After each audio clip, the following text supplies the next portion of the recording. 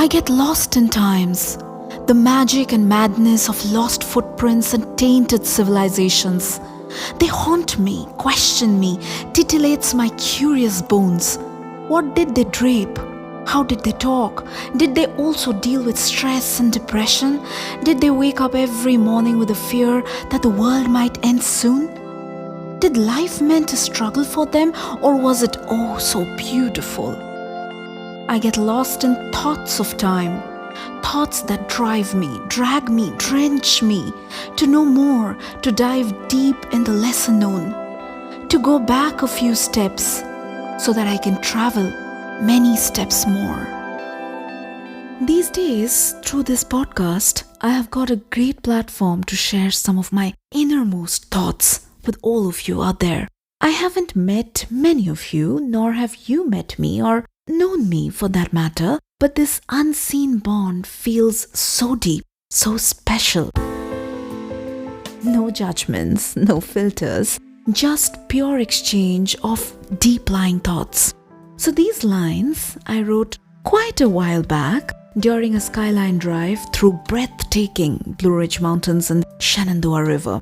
I scribbled down in my phone and totally forgot about it. Few days back, while trying to clean up my phone memory and deleting some old stuff, this popped up and seemed so relevant that I thought I'll include it in this episode. Not really a poem or a verse, not even an excerpt, but some thoughts I penned down. Sometimes you really don't need a structure to pen down your thoughts or feelings. All you need is an empty canvas and some typing fingers.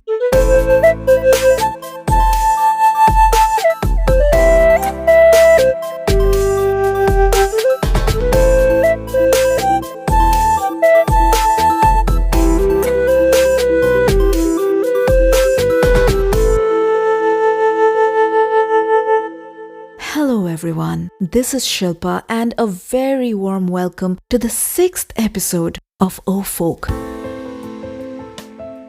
I have some great news to begin this episode with. O Folk came up on Player FM's list of Best Folktale Podcast 2021. And also it came up on the top charts in Apple Podcast ranking in India in the category Books at position 160. Yay! So happy, so grateful for all the love that you guys have given me from day one. O Folk is just a bit over a month now, and everything that it has achieved so far is absolutely beyond my expectations. And I mean it with all my heart that this couldn't have happened without a single one of you out there who has been listening, sharing, and spreading my work. Thank you very, very much, and keep supporting, keep listening, and keep sharing. Last episode, I brought to you a story from Afghanistan. I mentioned how diverse true Afghanistan is. You know, while doing my research, I found out so much about this country, and it fascinated me beyond what I can express in words. There was a point when Afghanistan was known as the friendliest country in the world. I know, it's beyond anybody's imagination at this point, but it is true. And the hospitality of the Afghani people has been well known for centuries. Even now, if you go to an Afghani household, the welcome and the treatment that you will receive will melt your heart. I thought a country so rich in culture, so deep in history deserves more than just one episode. So, keeping my Afghani hangover intact, I bring to you one more amazing folktale from Afghanistan in today's episode of O Folk.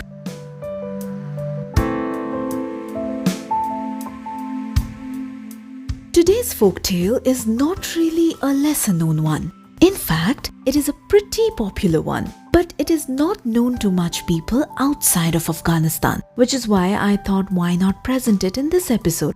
This story is called Buz-e Chini or Buzak Chini. Most children in Afghanistan grow up with this story, and they have cherished memories of listening to it from their grandparents or parents. Actually, oral tradition of folklores is an ancient practice in Afghanistan, and it has been a part of the culture in both religious and secular practices. That includes both prose and verse forms of verbal storytelling. Not only these, in fact, education, traditional values, regular customs of life, different social practices, all were shared predominantly in oral form more than written. In fact, some written literary forms like rubai or rubaiyat, which is a poem or a verse of poem consisting of 4 lines, and dastan, which are long stories or epics, have very clear parallel oral analogues or co-traditions. This episode is a tribute to that beautiful, ancient, enriched tradition of Afghani oral literary culture.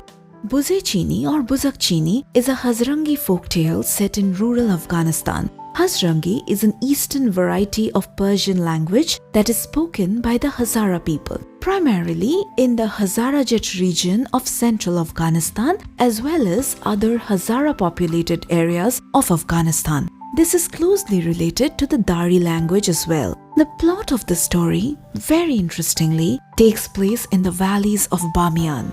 Remember Bamiyan? Yes, the historic valley of the Bamiyan Buddhas. They were 2 6th century monumental statues of Vairocana Buddha and Gautam Buddha built in 570 AD and 618 AD respectively. These statues were surrounded by numerous caves and surfaces decorated with magnificent paintings.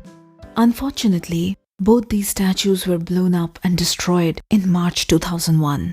Today, remembering the Bamiyan Buddhas, remembering the magnificent oral storytelling culture of Afghanistan, let's jump straight to this historically significant ancient story of Buz-e Chini or Buzak Chini. You are listening to O Folk with me, Shilpa Das Gupta, an exclusive podcast where we walk together down the folk trail with folk tales. In the beautiful lush green valleys of Bamiyan, there lived a golden goat named Buz-e Chini with shiny bright horns and beautiful radiant big eyes. She lived there happily with her dearest 3 little baby goats. She had a very happy and joyful life with her kids on the land where her parents and forefathers have lived forever. She lived on the valley with her kids, climbed up the hills and danced on the rocks. The abundance of nature was enough to feed her and her naughty little kids. She named her 3 kids Algag, Bulgag and Chulgag. Algag was very pretty with her mom's eyes, while Bulgag was a blessed baby and her mom considered her a God's gift. Chulgag, the youngest, was glowing white in color, whiter than snow. Algag, Bulgag and Chulgag, with their mother Buz-e Chini, led a carefree, untroubled life on the valleys of Bamiyan. But there lived a wild, cunning and clever wolf on the same valley. Obviously, in every story, there needs to be a villain, right? He tortured and bullied all the animals in the valley. He used to threat animals to eat them up and even stole food from dens of other animals. All the animals were upset and tired of all the torture they had to face. One day, a monkey came and warned Buz-e Chini, "Chini, beware and take care of your kids. You know my baby was attacked by that wolf. And few days back, someone also broke the hen's eggs when she was away from her nest." "Oh no, what are you saying?" exclaimed Chini. "Yes, nowadays all our kids are getting affected by something evil. I'm so scared. I'm sure it's that wolf," expressed the upset monkey. Concerned Mother Chini was about to leave for the day to graze and in search of food. Before leaving, she instructed very clearly to her kids, "Algag and Bulgag, listen to me very carefully. You two are the older ones, so you have to stay home and take care of little Chulgag. After I leave, close the door and stay alert. And remember, do not open the door for any stranger." That said, Chini was ready to leave. Worried Algag said, "But mommy, if we don't open the door, how will we know who is outside? How will we know when you come and knock?" Buzak said, my wise baby. When I return, I will say a code, which is, oh my Algug, oh my Bulgug, and oh my little Chulgug, it is your mom. Open the door, my dear darlings. Algug nodded. Okay, mommy, I will follow you as said. All this while, the cunning wolf heard the entire conversation from behind Buzak's home. Wolf, in the meantime, was brewing up a sly idea. He told the crow, oh, from last night, my stomach is paining so bad. Buzak has a family. Maybe she can give me some herbs, which might help me feel better. The crow said, yes, you always eat rubbish. I always tell you to be careful. And please, get some medicine from Chini. Otherwise, you might fall seriously ill. Wolf reached Buzak's house, knocked on the door, and used a trick. He said the same code that Buzak told she will say when she comes back. Oh my Algug, oh my Bulgug, and oh my little Chilgug, it is your mom. Open the door, my dear darlings. Wolf further continued, as I went to graze, I couldn't even go up the hills. It was so cold and I started shivering. I felt thirsty, so I came back early. Now I feel so sick. Please open the door, else I will die. Algug and Bulgug were scared, but also concerned. What if it is really the mother? And what if she is really sick? Bulgug said to Algug, but Mom's voice is not so heavy. We should not open the door. Algug wasn't sure. She said, I'm worried. Let me just open the door. So they opened the door and without wasting a single moment, the wolf pounced on them and kidnapped them immediately. The youngest one right away jumped inside the mud oven and hides there. While Wolf couldn't manage to get her, he took the other two siblings to his den. When Buzak Chini came home, she was petrified seeing the door open. Running, she went inside and found out that no one was there. She yelled out, Algug, Bulgug, Chulgug, where are you guys, my dearests? Little Chulgug slowly peeped out of the mud oven and ran weeping into her mom's lap. She wept and whispered slowly the entire incident. Furious Buzak came out and said to the entire animal kingdom in the valley that the cunning wolf has taken her two kids and might have eaten them up already. To everyone's surprise, the wolf totally denied the allegations. He further said that eating meat is not suiting his health anymore, so he can't even imagine eating Algug and Bulgug. Buzak Chini did not believe him for a second. She was sure that her kids are with the wolf and challenged the wolf that she will come back to face him. Buzak made a cake and went to the blacksmith to sharpen her horns. Blacksmith happily took the cake and sharpened her horns. Few moments later, the wolf also went to the blacksmith with a bag of charcoal to sharpen his teeth. But instead of sharpening, blacksmith plucked out the wolf's teeth. Next morning, as soon as the light brightened, Buzak did not wait a single moment. She came to the wolf's den and straight away attacked him. They had a fierce fight. They pounced, scratched, pushed and threw each other like two fighters fighting on a ring. While at some point the wolf took an upper hand, at others, feisty Buzak overshadowed her opponent. Cunning wolf, when found it difficult to tame the goat, tried to pull Buzak Chini's sharpened horns. He tried as hard as he could.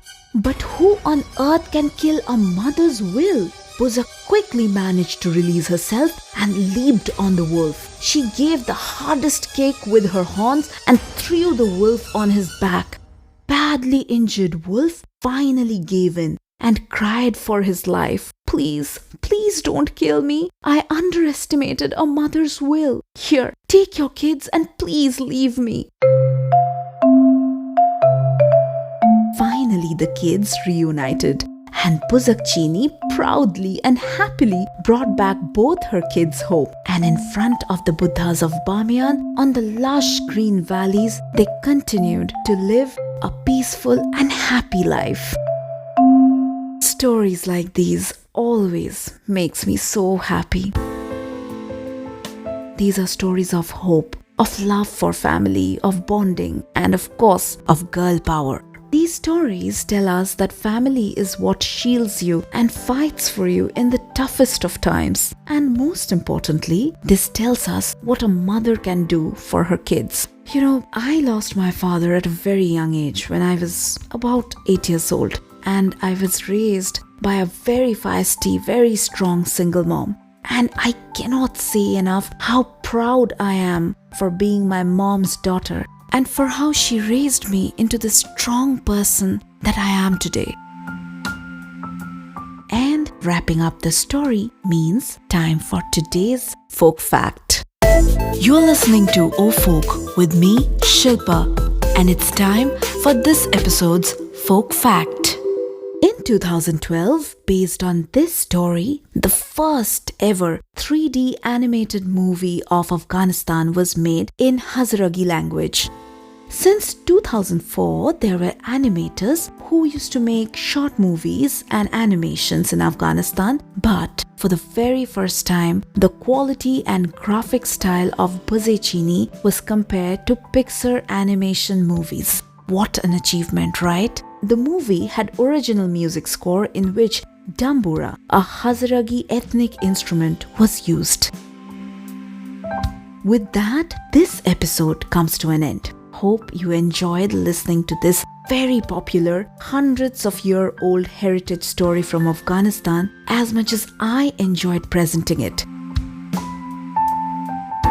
For me, handpicking each one of these stories and researching about them, learning about the background of the stories, cultural analogies behind them, is a journey in itself, and through this podcast, I try to present to you a piece of that. And this journey becomes even more fascinating when I get listeners like you guys as my partner. After all a storyteller desires for is a great story and amazing listeners.